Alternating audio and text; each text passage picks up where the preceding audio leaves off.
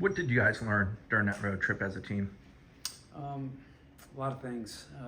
I'd say we got to continue to tighten up our defending a little bit. TCU presented some challenges the way their front five kind of rotated, moved bodies around.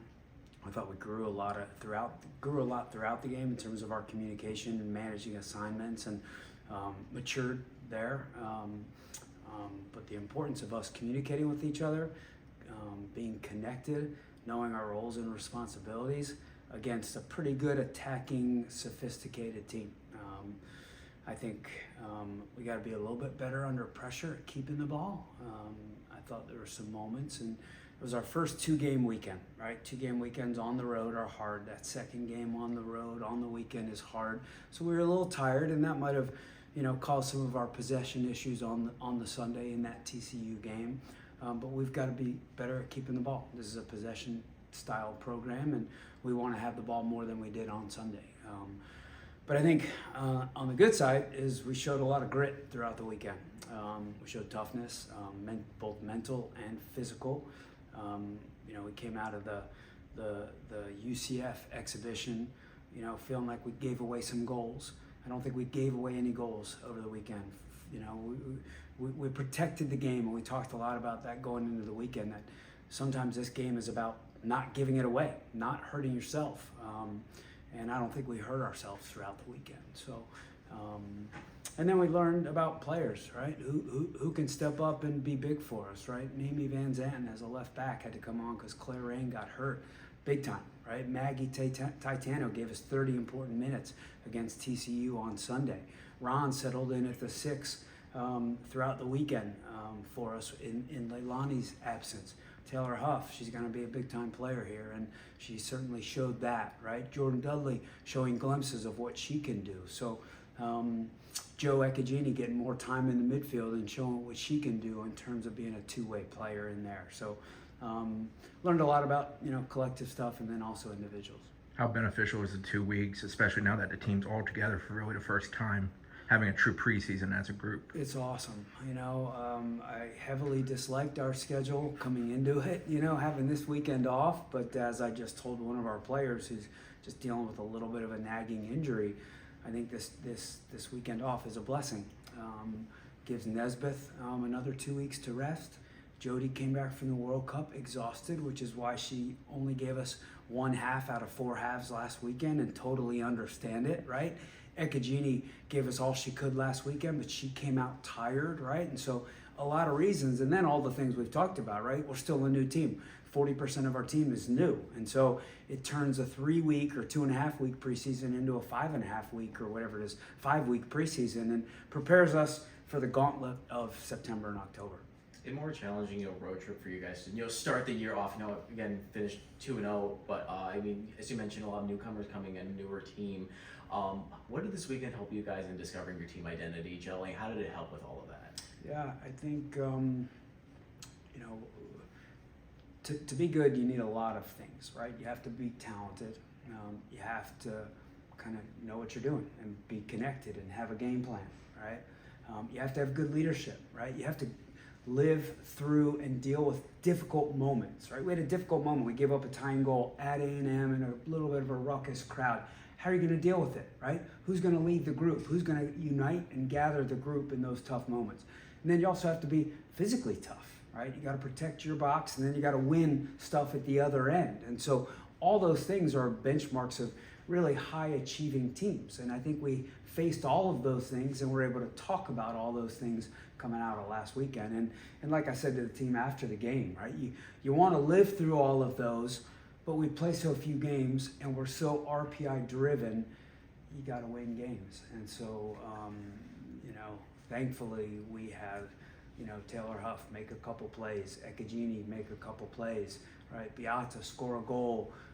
Our defenders, right? Flynn and Gilchrist at the center of the back with Roque behind them and others in the back.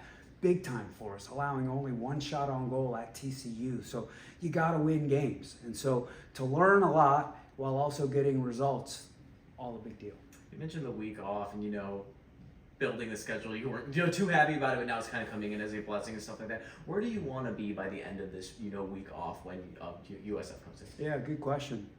I think tightened up on a lot of the things we just discussed, getting back to our possession kind of ways, being a little bit more dangerous. I don't know that we were consistently dangerous throughout each of those two games, right? We scored 2 goals in each game, which not terrible, right? It's good. Both were good enough to win the game, but we didn't create many corner kicks, right? We weren't always putting both teams on their heels, right? So just in general, being a little bit more of an attacking on the front foot kind of team.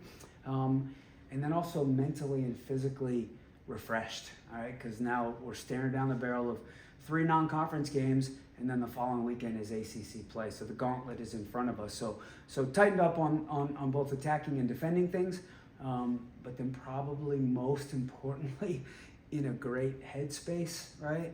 And then a great physical place in terms of their bodies. How's Claire doing and her injury prognosis? Yeah, so she tore her ACL and had surgery yesterday. All went well, and like all kids who suffer that injury, she was devastated. Right, whatever it was, 8 minutes into her FSU career, right? Devastating. But obviously our doctors are amazing, and Jerry, our PT, is amazing. Alora, our athletic trainer, is amazing, and she'll bounce back and she'll be great. But she's pretty sad right now. But we have an amazing team, and our kids are supporting her tremendously and have her back, and hopefully she'll be fresh and ready to go by the end of the spring. Coach, going back to Mimi Van Zanten, when Claire got hurt and she had to be pressed into action kind of early on the road as a freshman, how do you think she handled it, and what can her skills bring to this team going forward? A+ is how she handled it, right? If you factor all of the realities involved, right? On the road, 2 tough opponents, freshmen, right? Potential for deer in the headlights, in the back line, right?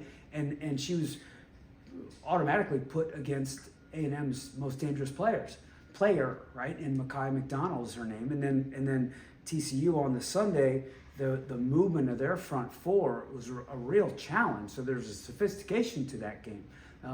She was phenomenal, right? Her athleticism, her 1-v-1 defending is really good, and she's actually kind of funny about it. Bobby, our assistant, does individual video, and he did video with her a day or 2 ago, and he froze it in one individual defending moment. It's like, how do you feel right now in this moment? And she kind of softly smiled at him. He's like, pretty confident, right?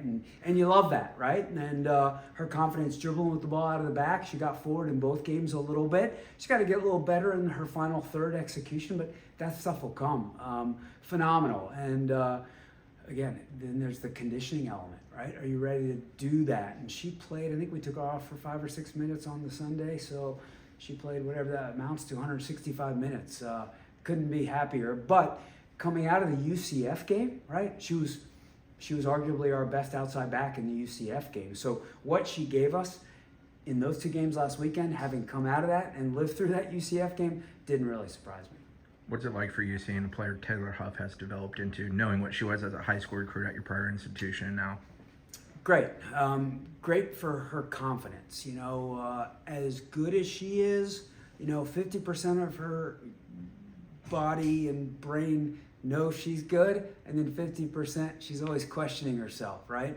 And in that UCF game, and we may have talked about this last week, she was really focused on her defending and us being organized defensively, that her foot wasn't really on the attacking pedal a whole lot. And somewhere last week going into those 2 games, I don't know if it was conversations we as a staff had with her or she had with herself or all of the above, a little bit of a blessing, green light. You got to be Taylor Huff. You got to go play. And she played 180 minutes, right? I think she ran 16 miles on the weekend in the 2 games and scored 2 phenomenal goals, right? And helped set up the 3rd goal, which sealed the game at TCU, and her ball in behind to Jody. So I think she's just scratching the surface and proving to herself that, okay, I was pretty good at Tennessee, right? And I earned All-American at Tennessee. Now this is, Florida State, and this is the ACC, and this is a national championship contending program. Can I be as impactful here? And I think she's quickly learning that the answer is yes. When she jumps in the portal and you've got the relationship already from high school, college, I mean, how excited are you to have the opportunity to bring her in here? So here's how the story went. We were hitting refresh.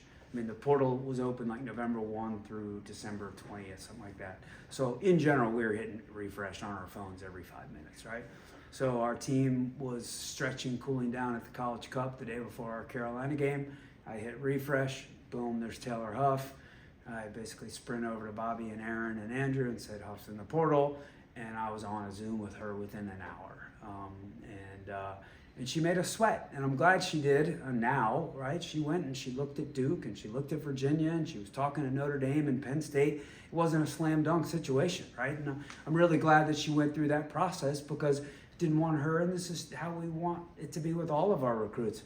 We don't want them to have any regrets. We don't want them to have any second thoughts. We want them to be 100% at peace when they decide to come to Florida State. And I know she felt that way, and pretty confident that she still feels that way.